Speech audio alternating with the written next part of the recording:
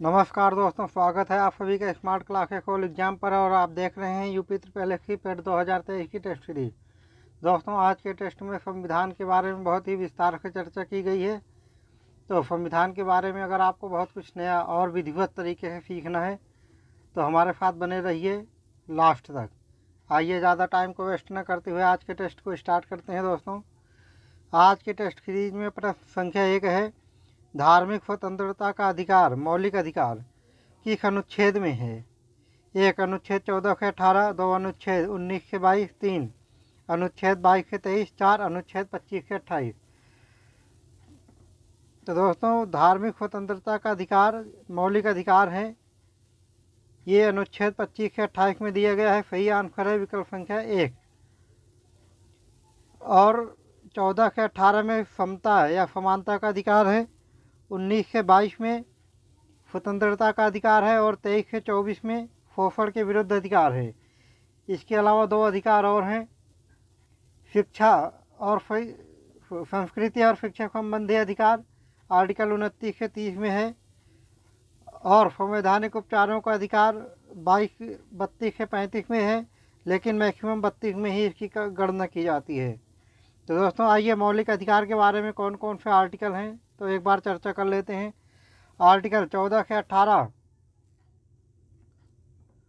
धार्मिक आर्टिकल 14 से 18 समानता या समता का अधिकार है एक। और इसके पहले आर्टिकल 12 से 35 मूल अधिकार है, तो 12 में परिभाषा है, 13 में मूल अधिकारों से असंगत या उनका अल्पीकरण करने की विधियां हैं। और समता का अधिकार 14 से 18 है। एक बार सारे आर्टिकल पर चर्चा कर लेते हैं। दोस्तों, आर्टिकल 14 में है विधि के समक्ष समता या समानता। 15 में है आर्टिकल 15 धर्म, मूल वंश, जाति, लिंग या जन्म स्थान के आधार पर विभेद का प्रतिषेध। आर्टिकल 16 में है लोक नियोजन के विषय में अवसर की समता। आर्टिकल 17 में है अस्पृश्यता का अंत। आर्टिकल 18 में है उपाधियों का अंत। और आर्टिकल 19 से 22 है दोस्तों, यह 14 से 18 हो गया। आर्टिकल 19 से 22 है स्वतंत्रता का अधिकार।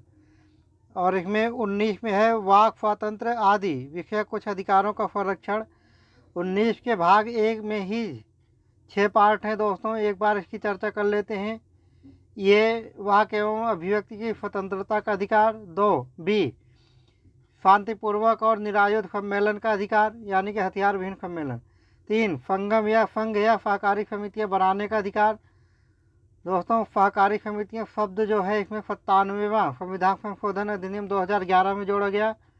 डी भारत के राज्य क्षेत्र में सर्वत्र अबाध संचरण का अधिकार, यानी कि बिना किसी रोक टोक के कोई भी नागरिक भारत के किसी भी भाग में जा सकता है, कहीं भी जा सकता है भारत में। ई भारत के राज्य क्षेत्र के किसी भाग में निवास करने और बस जाने का अधिकार। एफ कोई वृत्ति, उपजीविका, व्यापार या कारोबार करने का अधिकार। आर्टिकल 20 में है अपराधों के लिए दोष सिद्धि के संबंध में संरक्षण। आर्टिकल 21 प्राण और दैहिक स्वतंत्रता का अधिकार। आर्टिकल 21 का शिक्षा का अधिकार, यह 86वां संविधान संशोधन अधिनियम 2002 में जोड़ा गया। आर्टिकल 22 कुछ दफाओं में गिरफ्तारी और निषेध के संरक्षण का अधिकार। शोषण के विरुद्ध अधिकार, आर्टिकल 23 से 24 में शोषण के विरुद्ध अधिकार है। आर्टिकल 23 मानव के दुर्व्यापार और बलात्श्रम का निषेध। आर्टिकल 24 कारखानों आदि में बालकों के नियोजन का प्रतिषेध। धर्म की स्वतंत्रता का अधिकार, आर्टिकल 25 से 28 में है धर्म की स्वतंत्रता का अधिकार, जो कि प्रश्न में ही पूछा गया है दोस्तों। तो आर्टिकल 25 में है अंतःकरण की और धर्म के अबाध रूप से मानने, आचरण और प्रचार करने की स्वतंत्रता। आर्टिकल 26 धार्मिक कार्यों के प्रबंधन की स्वतंत्रता। आर्टिकल 27 किसी विशिष्ट धर्म की अभिवृद्धि के लिए करों के संदाय के बारे में स्वतंत्रता। आर्टिकल 28 है कुछ शिक्षा संस्थानों में धार्मिक शिक्षा या धार्मिक उपासना में उपस्थित होने के बारे में स्वतंत्रता। और आर्टिकल 29 से 30 में है संस्कृति और शिक्षा संबंधी अधिकार। आर्टिकल 29 अल्पसंख्यक वर्गों के हितों का संरक्षण। आर्टिकल 30 में है शिक्षा संस्थानों की स्थापना और प्रशासन करने का अल्पसंख्यक वर्गों का अधिकार। आर्टिकल 31 को, जो कि संपत्ति का अधिकार था, और संविधान संशोधन अधिनियम 44वां संविधान संशोधन अधिनियम 1978 के तहत इसको आर्टिकल 300A के तहत विधिक अधिकार घोषित कर दिया गया है।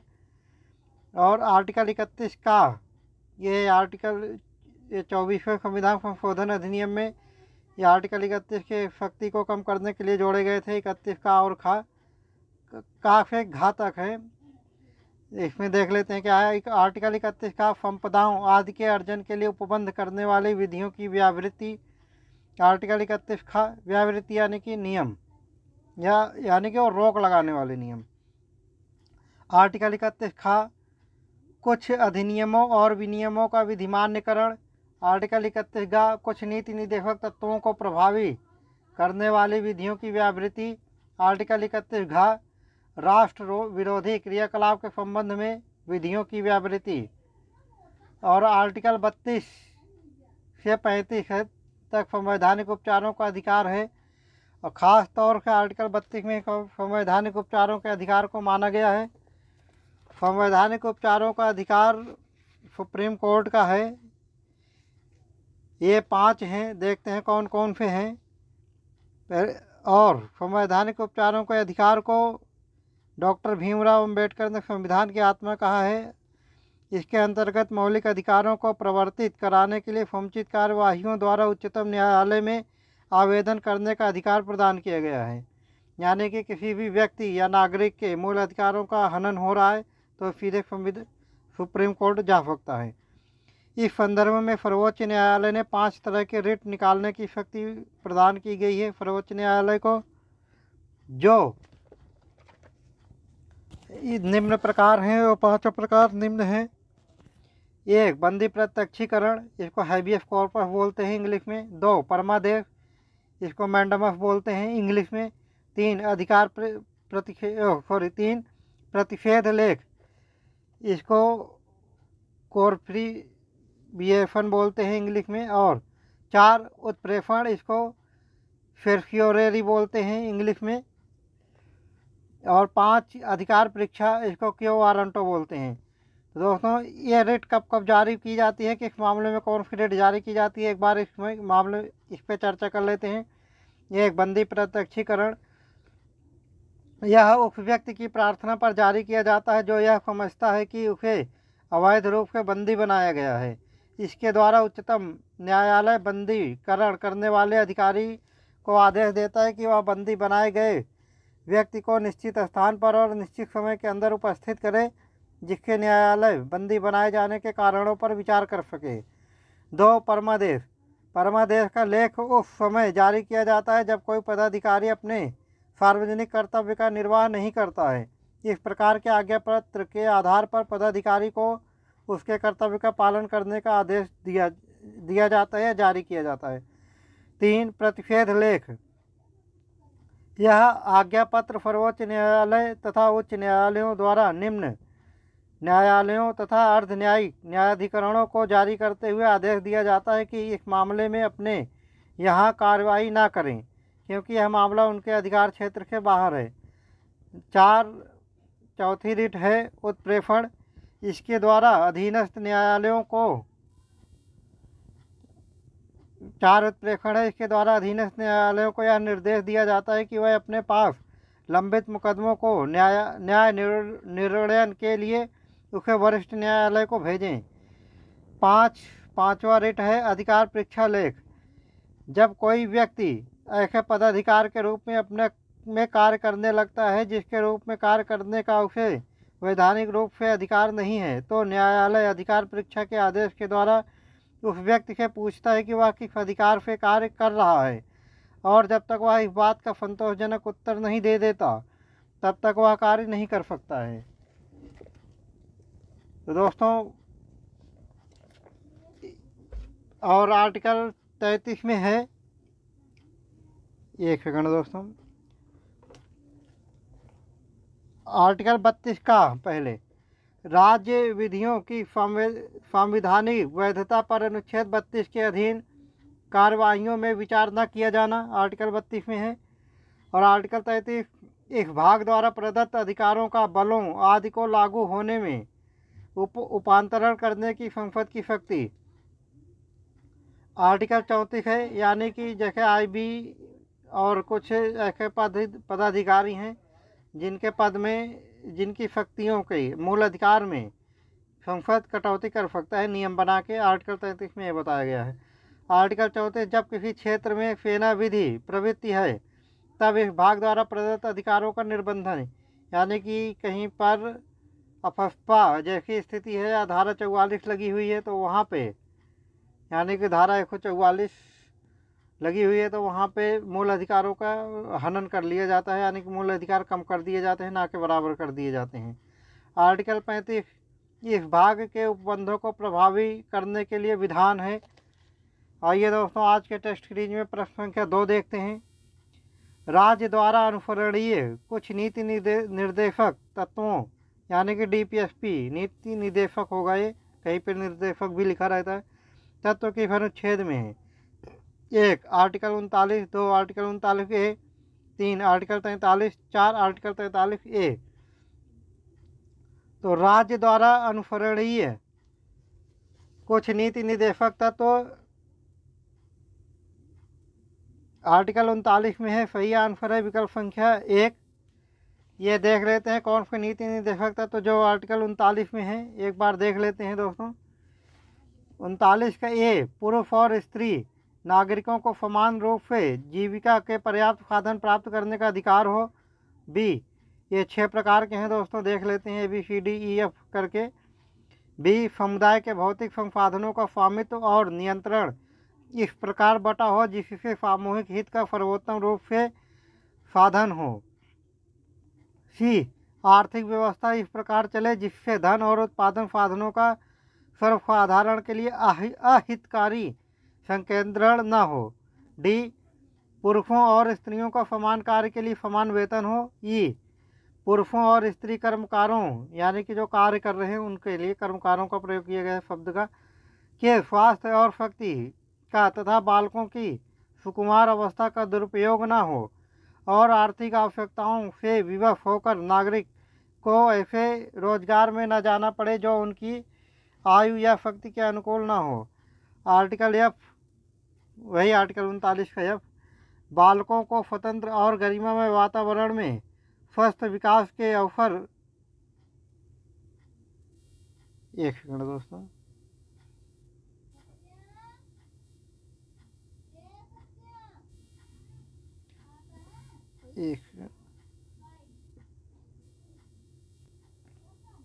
यह बालकों को स्वतंत्र और गरिमामय वातावरण में स्वस्थ विकास के अवसर और सुविधाएं दी जाए और बालकों और अल्प व्यय व्यक्तियों की शोषण से नैतिक और आर्थिक परित्याग से रक्षा की जाए।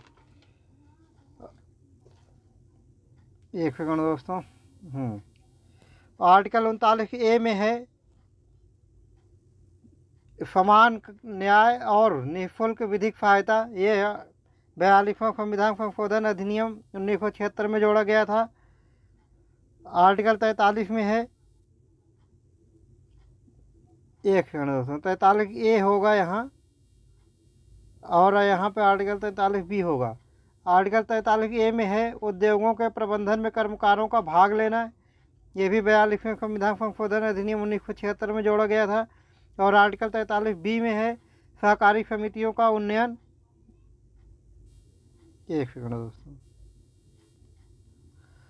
आर्टिकल 43B में है सहकारी समितियों का उन्नयन, यह 97वां संविधान संशोधन अधिनियम 2011 में जोड़ा गया था। तो दोस्तों एक बार नीति निर्देशक तत्वों पे चर्चा कर लेते हैं दोस्तों। क्या है आर्टिकल 46 में नीति निर्देशक तत्व आर्टिकल 36 से 51 तक है दोस्तों, एक बार चर्चा कर लेते हैं। एक सेकंड, आर्टिकल 36 में परिभाषा है 35, आर्टिकल 35 इस भाग में अंतर्विष्ट तत्वों का लागू होना। आर्टिकल 38 राज्य लोक कल्याण की अभिवृद्धि के लिए सामाजिक व्यवस्था बनाएगा। आर्टिकल 39 राज्य द्वारा अनुसरणीय कुछ नीति तत्व। आर्टिकल 39 है समान न्याय और निःशुल्क विधिक सहायता, जो कि अभी बताया दोस्तों 42वें संविधान संशोधन अधिनियम 1976 में जोड़ा गया था। आर्टिकल 40 ग्राम पंचायतों का संगठन। आर्टिकल 41 कुछ दफाओं में काम, शिक्षा और लोक सहायता पाने का अधिकार। आर्टिकल 42 काम की न्याय संगत और मानवोचित दफाओं तथा प्रसूति सहायता का उपबंध। आर्टिकल 43 कर्मकारों के लिए निर्वाह मजदूरी आदि। आर्टिकल 43 का उद्योगों के प्रबंधन में कर्मकारों का भाग लेना, जो कि अभी बताया दोस्तों 42वें संविधान संशोधन अधिनियम 1976 में जोड़ा गया। और आर्टिकल 43 का सहकारी समितियों का उन्नयन। आर्टिकल जो कि 97वां संविधान संशोधन अधिनियम 2011 में जोड़ा गया था। आर्टिकल 44 नागरिकों के लिए एक समान सिविल संहिता। आर्टिकल 45 6 वर्ष से कम आयु के बालकों के प्रारंभिक बचपन की देखभाल और शिक्षा का उपबंध। आर्टिकल 46 अनुसूचित जातियों, अनुसूचित जनजातियों और अन्य दुर्बल वर्गों के शिक्षा और अर्थ संबंधी हितों की अभिवृद्धि। आर्टिकल 47 पोषाहार स्तर और जीवन स्तर को ऊंचा करने तथा लोक स्वास्थ्य का सुधार करने का राज्य का कर्तव्य। आर्टिकल 48 कृषि और पशुपालन का संगठन। आर्टिकल 48 का पर्यावरण का संरक्षण तथा संवर्धन और वन तथा वन्य जीवों की रक्षा। ये भी 42वें संविधान संशोधन अधिनियम 1976 में जोड़ा गया था। आर्टिकल 49 राष्ट्रीय महत्व के स्मारकों, स्थानों और वस्तुओं का संरक्षण। आर्टिकल 50 कार्यपालिका के न्यायपालिका का पृथक्करण। आर्टिकल 51 अंतर्राष्ट्रीय शांति और सुरक्षा की अभिवृद्धि। तो दोस्तों आइए आज के टेस्ट सीरीज में अगला प्रश्न देखते हैं। प्रश्न संख्या 3, कौन सा मूल कर्तव्य 86वें संविधान संशोधन अधिनियम 2002 के तहत जोड़ा गया?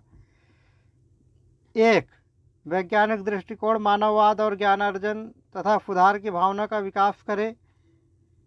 2 सार्वजनिक संपत्ति को सुरक्षित रखे। और ये नागरिकों के बारे में चर्चा की गई है दोस्तों, इसमें नागरिकों का मूल कर्तव्य सार्वजनिक संपत्ति को सुरक्षित रखे और हिंसा से दूर रहे। 3 व्यक्तिगत और सामूहिक गतिविधियों के सभी क्षेत्रों में उत्कर्ष की ओर बढ़ने का सतत प्रयास करे, जिससे राष्ट्र निरंतर बढ़ते हुए पर्यटन और उपलब्ध की नई ऊंचाइयों को छू ले। 4 माता पिता या संरक्षक जैसी भी स्थिति हो उसे उस बच्चे की जिसकी आयु 6 से 14 वर्ष के बीच हो शिक्षा देने का अवसर प्रदान करेगा।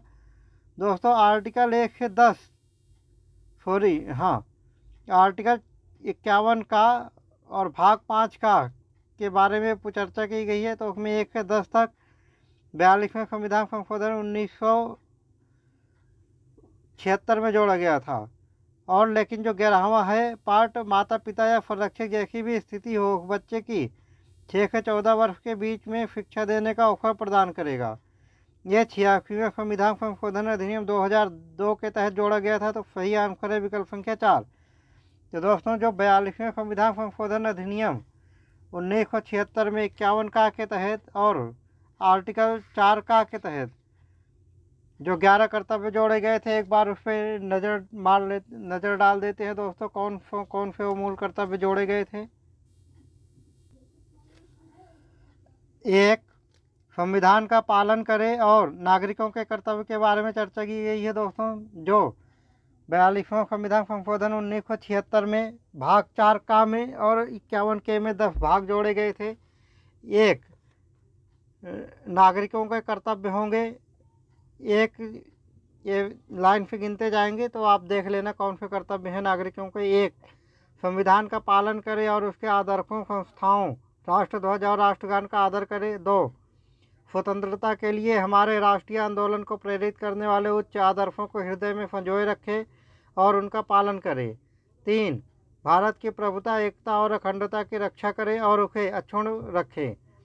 4 देश की रक्षा करें और आह्वान किए जाने पर राष्ट्र की सेवा करें। 5 भारत के सभी लोगों में समरसता और समान भ्रातृत्व की भावना का निर्माण करें, जो धर्म, भाषा और प्रदेश या वर्ग पर आधारित सभी भेदभाव से परे हो। ऐसी प्रथाओं का त्याग करें जो स्त्रियों के सम्मान के विरुद्ध हो। 6 हमारी सामाजिक संस्कृति की गौरवशाली परंपरा का महत्व समझे और उसका परिरक्षण करें। 7, प्राकृतिक पर्यावरण की, जिसके अंतर्गत वन, झील, नदी और वन्य जीव हैं, रक्षा करें और उसका संवर्धन करें तथा प्राणी मात्र के प्रति दया भाव रखें। 8, वैज्ञानिक दृष्टिकोण, मानववाद और ज्ञानार्जन का तथा सुधार की भावना का विकास करें। 9, सार्वजनिक संपत्ति को सुरक्षित रखें और हिंसा से दूर रहे। 10, व्यक्तिगत और सामूहिक गतिविधियों के सभी क्षेत्रों में उत्कर्ष की ओर बढ़ने का सतत प्रयास करें, जिससे राष्ट्र निरंतर बढ़ते हुए प्रयत्न और उपलब्धि की नई ऊंचाइयों को छू ले। यह 10 भाग 42वां संविधान संशोधन अधिनियम 1972 के तहत 1978 के तहत जोड़े गए थे। और 11वां, जो कि अभी प्रश्न में पूछा गया था, माता पिता या संरक्षक जैसी भी स्थिति हो उसे उस बच्चे की जिसकी आयु 6 से 14 वर्ष तक की है अनिवार्य शिक्षा देने का अवसर प्रदान करें। ये 86वां संविधान संशोधन अधिनियम 2002 के तहत जोड़ा गया था। नए राज्य, अगले टेस्ट में अगला प्रश्न है दोस्तों, प्रश्न संख्या 4, नए राज्यों का प्रवेश या स्थापना संविधान के किस भाग में है? भाग 1, भाग 2, भाग 3, भाग 4। तो दोस्तों नए राज्यों का प्रवेश या स्थापना संविधान के पहले भाग में है। सही आंसर है विकल्प संख्या 1। तो दोस्तों आइए एक बार नज़र डाल लेते हैं। भाग 3 और भाग 4 की चर्चा तो हम प्रश्न में कर चुके हैं, और मतलब पूर्व प्रश्नों में कर चुके हैं, और भाग 2 की चर्चा इस पहले प्रश्न में कर लेते हैं दोस्तों। भाग 1 में है संघ और उसका राज्य क्षेत्र, ये आर्टिकल 1 से 4 तक है। एक देखते हैं दोस्तों आर्टिकल में क्या है। आर्टिकल वाइज 1, संघ का नाम और राज्य क्षेत्र। 2, नए राज्यों का प्रवेश या स्थापना। 2 का आर्टिकल 2 का सिक्किम का संघ के साथ संयुक्त किया जाना। आर्टिकल 3, नए राज्यों के निर्माण और वर्तमान राज्यों के क्षेत्रों, सीमाओं या नामों में परिवर्तन।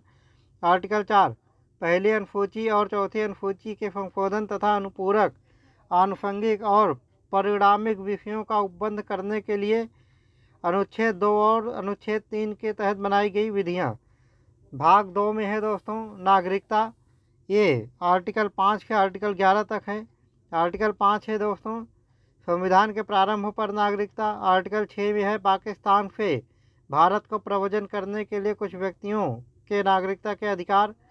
आर्टिकल 7 है पाकिस्तान को प्रव्रजन करने वाले कुछ व्यक्तियों के नागरिकता के अधिकार। आर्टिकल 8, भारत के बाहर रहने वाले भारतीय उद्भव के कुछ व्यक्तियों के नागरिकता के अधिकार। आर्टिकल 9, विदेशी राज्य की नागरिकता स्वेच्छा से अर्जित करने वाले व्यक्तियों का नागरिक न होना। आर्टिकल 10, नागरिकता के अधिकारों का बना रहना। आर्टिकल 11, संसद द्वारा नागरिकता के अधिकारों का विधि द्वारा विनियमन किया जाना। तो दोस्तों आज के टेस्ट सीरीज में 4 ही प्रश्न थे, जिसको बहुत ही विधिवत कराया गया है, और आज के टेस्ट इसी के साथ समाप्त होते हैं। और इसमें भारतीय संविधान के भाग 1, 2, 3, 4 और 4 के का को विस्तृत वर्णन किया गया है। दोस्तों अगर आपको ये टेस्ट सीरीज अच्छी लग रही है और पसंद आ रही है, और इसी तरीके के टेस्ट को आप बार बार लगातार देख पाना चाहते हैं, तो हमारे channel smart classes all exam को लाइक, सब्सक्राइब और शेयर ज़रूर करें। दोस्तों अगले टेस्ट में मिलते हैं, तब तक के लिए जय हिंद।